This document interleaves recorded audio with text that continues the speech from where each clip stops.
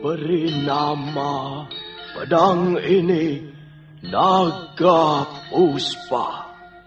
Selamatkan dia.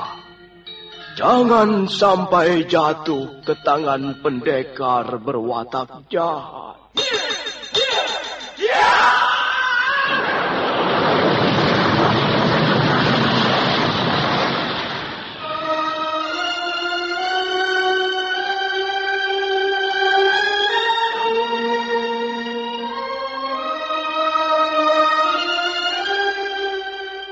Tutur Tinular.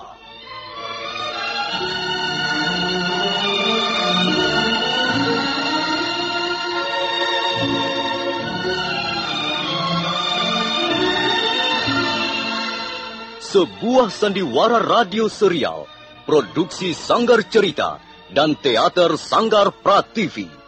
Sebuah kisah dengan latar belakang sejarah runtuhnya Singasari dan berdirinya Kerajaan Majapahit.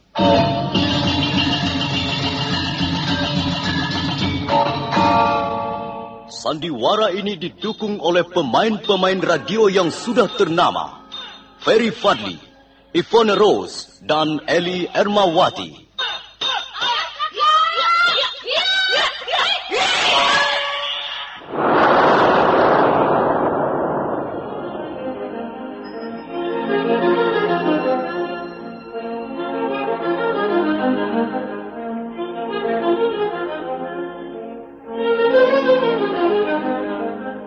Naskah disusun dan diolah oleh S. Tijab. Hiasan musik dan sutradara C. Ispriyonoka. Kali ini mengetengahkan episode ke-8 dengan judul Angkara Murka Merajalela.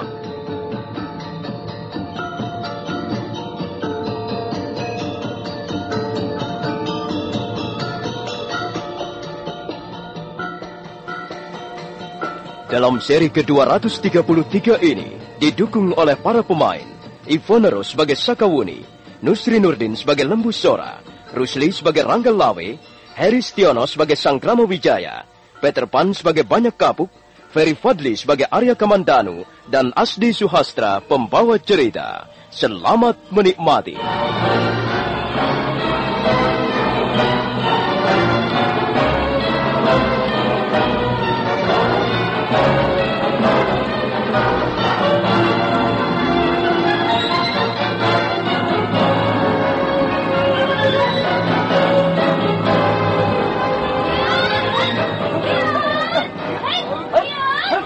Setelah pertarungan berlangsung 10 jurus, nampak Sakawuni mulai terdesak. Hal itu tidak mengherankan, karena orang-orang yang dihadapinya adalah para pendekar berkemampuan tinggi. Kalau sampai sekarang ini mereka mengeroyoknya, bukan berarti mereka tidak berani menghadapi Sakawuni sendiri. Hal itu sengaja mereka lakukan, karena mereka ingin menangkap Sakawuni tanpa cedera. Melihat keadaannya semakin terdesak, Sakawuni segera melompat mundur.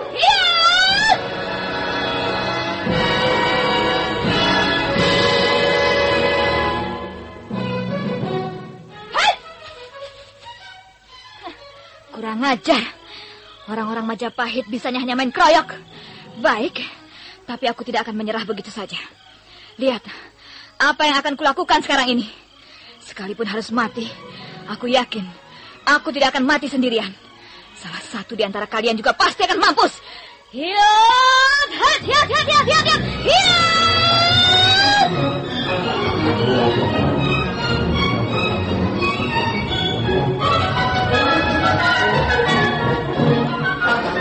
Sekarang Sakawuni sudah berdiri tegak dengan jurus angin lengan 1000 yang siap menggempur lawan-lawannya. Lembu Sora segera tahu bahwa anak gadis itu sudah mempersiapkan ilmu andalannya. Karena itu, dia memberi isyarat pada teman-temannya agar lebih waspada. Hati-hati, Rangga Lawe. Anak itu rupanya akan menggunakan jurus andalannya. Benar, Paman Lembu Sora. Gusti Sangkrama Wijaya telah menceritakan betapa hebatnya jurus pukulan yang dimiliki gadis gendeng itu. Untung Gusti Sangkrama Wijaya waktu itu menggunakan baju zirah. Aku tidak ingin salah satu di antara kita menjadi korban, atau Sakawuni sendiri menjadi korban. Iya, kalau begitu, serahkan soal ini padaku, Paman. Apa yang akan kau lakukan, Lawe?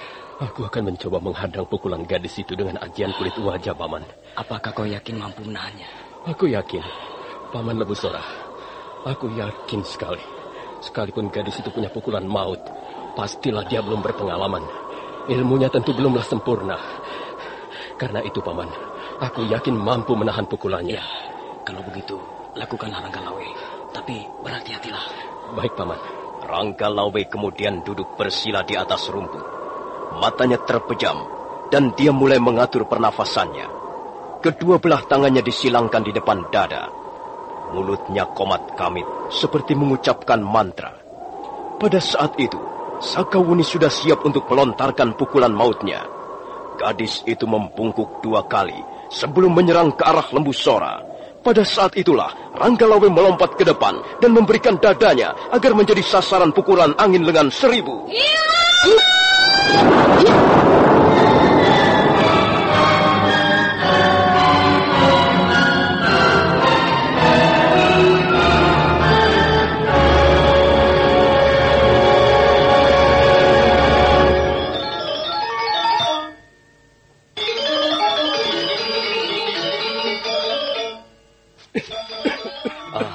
Lawe, kau tidak apa-apa?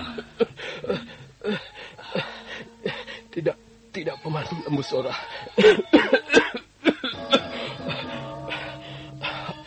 Aku tidak apa-apa. Aku hanya terkejut. Pukulannya benar-benar dahsyat. Dadaku rasanya mau pecah, Paman.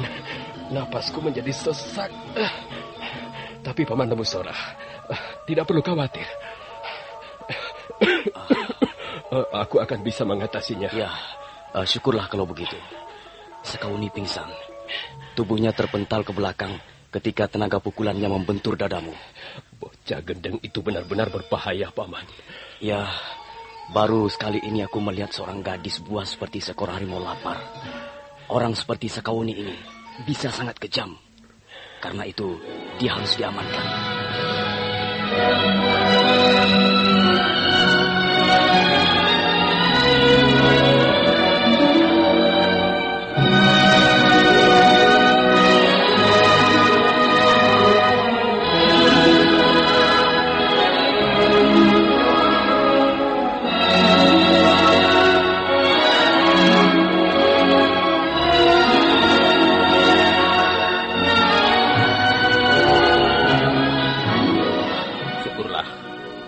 Kalau Paman Lembu Sora sudah bisa menangkapnya, apakah dia cedera? Hamba kira dia hanya sedikit mengalami luka dalam, Gusti. Ketika pukulan mautnya membentur tenaga dalam Rangga Lawe, dia terpental ke belakang dan jatuh pingsan. Tapi menurut Rapodang, sekarang dia sudah sadarkan diri kembali. Sekarang di mana dia? Gadis itu terpaksa kami ikat kedua belah tangan dan kakinya, Gusti. Iya, Gusti. Demi menjaga keamanan, Sakawuni terpaksa kami ikat di sebuah pohon yang cukup besar. Kakang Banyak Kapuk harus diberitahu bahwa hal itu kita lakukan untuk menjaga keamanan. Jadi bukan semata-mata kita ingin menyakiti anak gadisnya. Kakang Banyak Kapuk sudah tahu, Gusti. Oh iya. Bahkan dialah yang menyediakan tambangnya. Baiklah. Untuk sementara persoalan ini kita anggap selesai. Mudah-mudahan Sakawuni segera mau merubah pendiriannya. Aku tahu, gadis itu memang berwatak keras. Tapi aku akan mencoba melembutkannya. Besok pagi, aku akan bicara dengannya.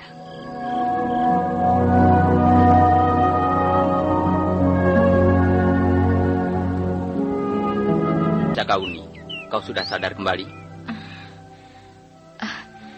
Bukankah kau yang bernama Dia Sanggrama Wijaya? Iya. Mau apa kau datang kemari? Sakawuni, jangan seperti itu. Beliau ini adalah Gusti Sanggrama Wijaya. Kau harus menaruh hormat pada beliau. Banyak Kapuk. Apakah kau pernah mengajariku tata krama? Pernahkah kau mengajariku berbuat sopan pada orang lain? Kapan itu? Kapan? Ya, semua ini memang karena kesalahanku. Tapi kau jangan bersikap seperti itu pada Gusti Sanggrama Wijaya, Sakawuni. Beliau ini adalah junjungan kita semua. Kita harus menghormati beliau sebagaimana mestinya, Sakawuni. Sudahlah Kakang Banyak Kapuk. Aku tahu apa yang sedang dirasakan Sakawuni. Sakawuni, Apakah kau tidak bisa memaafkan kesalahan orang tuamu? Apakah aku harus memaafkannya? Kau pasti tahu, Sakawuni. Semua orang bisa saja berbuat kesalahan. Tidak ada manusia yang sempurna. Cobalah kau tengok dirimu sendiri. Apakah kau merasa tidak pernah membuat kesalahan? Aku bukan orang suci. Apakah kau tahu artinya suci? Suci artinya bersih. Dan jika seseorang ingin menjadi bersih, dia harus mau menyapu kotoran-kotoran yang melekat di dalam hatinya. Pertama kali dia harus mau mawas diri. Mau melihat ke dalam dirinya sendiri. Jangan hanya menyalahkan orang lain saja. Kedua, dia harus mau jujur kepada dirinya sendiri. Dia harus mau mengakui kelemahannya, kekurangannya. Dan ketiga, dia harus rendah hati. Dia harus merasakan bahwa dirinya kecil. Ketahuilah, Sakawuni, orang yang mau minta maaf atas kesalahannya, berarti dia sudah memenuhi persyaratan untuk bersih diri. Dia mawas diri, dia jujur pada dirinya sendiri dan rendah hati. Itulah yang sekarang ini telah dilakukan oleh Kakang Banyak Kapuk, ayah kandungmu, Sakawuni. Aku tidak percaya apa yang baru saja kau katakan, Sanggrama Wijaya. Apa alasanmu untuk tidak percaya? Bagiku, Banyak Kapuk adalah manusia yang paling kotor dan paling hina di muka bumi ini. Dia sudah mencemarkan ibuku dan menelantarkan hidup kami. Ya, itu semua karena keadaan yang memaksanya berbuat begitu, Sakawuni. Kakang Banyak Kapuk adalah salah seorang pembesar negeri. Dia menjadi milik orang banyak, dan selama ini dia sudah banyak berbuat jasa pada negara. Apakah orang yang sudah berjasa pada negara bisa berbuat semau-maunya? Apakah dia bisa membuang kotorannya di sembarang tempat? Apakah dia diperbolehkan mencabuti tanaman orang lain? Tentu saja dia tidak boleh berbuat semau-maunya, Sakawuni. Sekalipun dia sudah berjasa, dia masih terikat oleh hukum. Baik hukum tertulis maupun tidak tertulis. Kalau sampai dia berbuat semena-mena, karena merasa telah berjasa, pada saat itu juga jasa-jasanya lenyap kembali, Sakawuni. Itulah yang telah dilakukan Banyak Kapuk. Mungkin di zaman pemerintah Singasari dia dianggap berjasa. Atau mungkin juga sekarang ini dia ikut berjasa membangun Pedukuhan Majapahit. Tapi bagi Sakawuni, dia tidak lebih dari seorang laki-laki yang tidak bertanggung jawab. Dia datang ke desa kami hanya untuk membuang kotorannya. Dan sekarang kotorannya itu telah meracuni hidup kami selama-lamanya. Sakawuni, kau jangan terlalu mementingkan dirimu sendiri. Ada hal-hal yang di luar dirimu yang perlu juga kau perhatikan, Sakawuni. Kukira semua orang mementingkan dirinya sendiri. Kita semua hanyalah menjadi boneka-boneka kepentingan diri kita sendiri. Kau kira kau tidak mementingkan dirimu sendiri, Sanggrama Wijaya? Sakawuni, kalau aku hanya mementingkan diriku, aku tidak perlu tinggal di Pedukuhan Majapahit ini. Apa enaknya tinggal di tempat seperti ini, Sakawuni? Semua orang tahu, aku masih mempunyai keturunan darah bangsawan. Aku bekas salah seorang pangeran Singasari. Aku mempunyai kesempatan yang cukup leluasa untuk bisa hidup senang di tempat lain. Bukan di tengah hutan seperti ini, Sakawuni.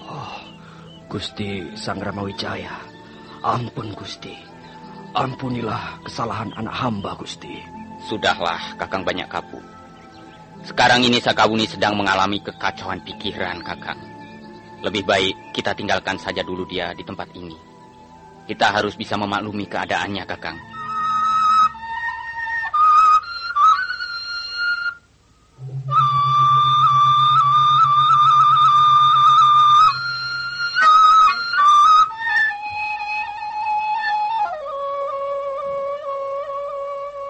Malam itu, mereka masih membicarakan masalah Sakawuni.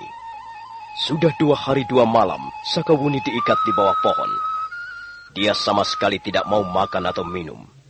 Tubuhnya nampak semakin lemah, tapi matanya masih terus menaruh dendam. Walaupun sebenarnya itu masalah keluarga, tapi karena Banyak Kapuk adalah seorang tokoh dan kebetulan peristiwanya terjadi di Majapahit, maka dia, Sanggrama Wijaya, merasa perlu ikut menyelesaikan perkara itu sampai tuntas. Kalau dia terus-menerus tidak mau makan dan minum, dia bisa mati lemas. Benar, Gusti. Tubuhnya bisa kekurangan air dan zat-zat yang dibutuhkan untuk memperoleh tenaga. Iya, kita harus terus-menerus berusaha untuk menyadarkannya. Tapi Gusti, kalau dia terus-menerus tidak mau makan dan minum, jalan pikirannya bisa semakin kacau dan penalarannya juga bisa semakin semrawut, Gusti. Iya. Apakah tidak ada yang bisa membujuknya agar mau makan atau minum? Gusti Sanggrama Wijaya, kalau diperkenankan, hamba ingin mencoba membujuknya. Iya, kita semua tahu Sakawuni mempunyai watak yang sangat keras. Apakah kira-kira kau akan bisa membujuknya, Kamandanu? Kalau sekiranya tidak bisa, lebih baik jangan. Dan kelihatannya Sakawuni tidak senang dibujuk-bujuk. Salah-salah dia menjadi marah, kesal, benci. Dan hal itu akan semakin menambah penderitaannya. Keadaannya akan semakin menjadi parah. Ampun Gusti, sedikit banyak hamba sudah mengenal watak gadis itu. Hamba pernah beberapa waktu lamanya bergaul dengan gadis itu. Dia memang keras, tapi mudah-mudahan saja hamba bisa melunakkannya. Kalau memang kau sudah mengenalnya dengan baik, tentu kau bisa mendekatinya. Baiklah, Kamandanu. Kau kuizinkan untuk berbicara dengan Sakawuni. Sekalian kau antarkan makanan untuknya. Baik, Gusti. Mudah-mudahan hamba dapat melunakkan hatinya.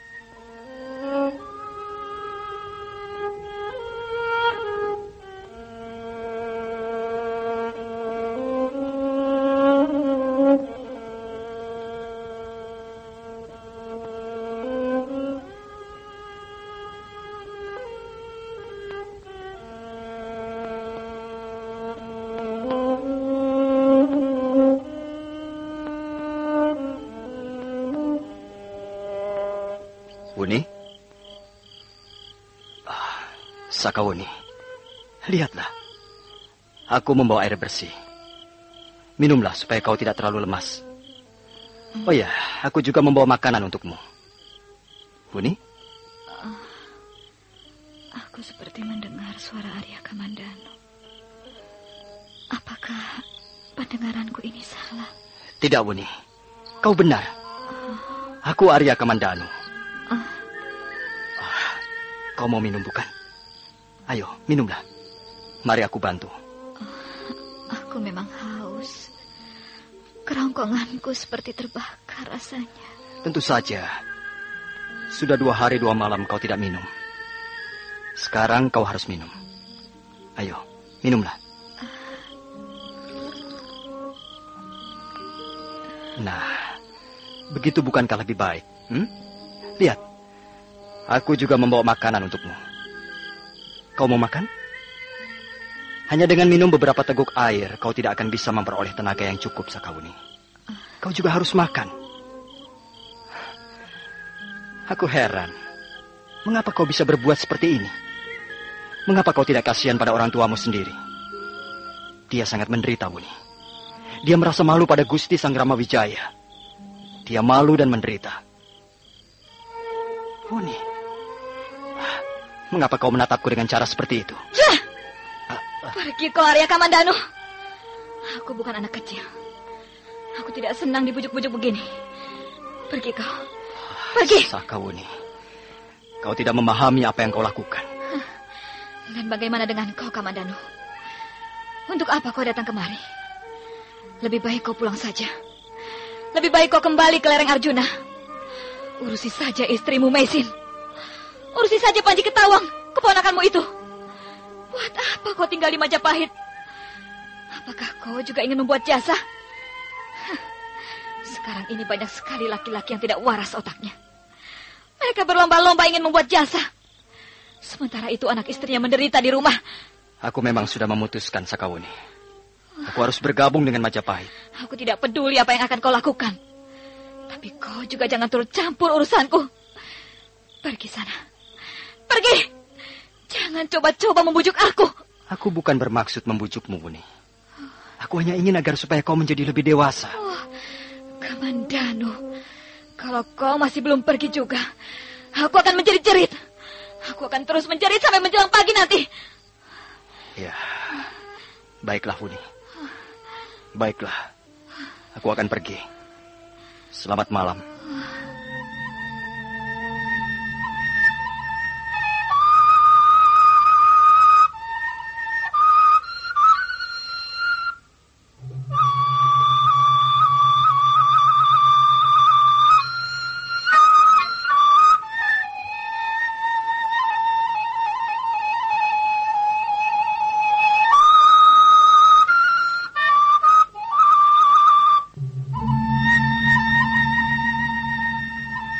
Ampun Gusti, hamba telah gagal. Sakawuni tidak mau lagi mendengarkan nasihat-nasihat hamba. Iya, sudahlah Kamandanu. Kau sudah berusaha, itu bagus. Tapi kita tidak boleh berputus asa, Kamandanu. Persoalan Sakawuni, sekalipun hanya persoalan keluarga, harus kita atasi bersama-sama. Jumpa.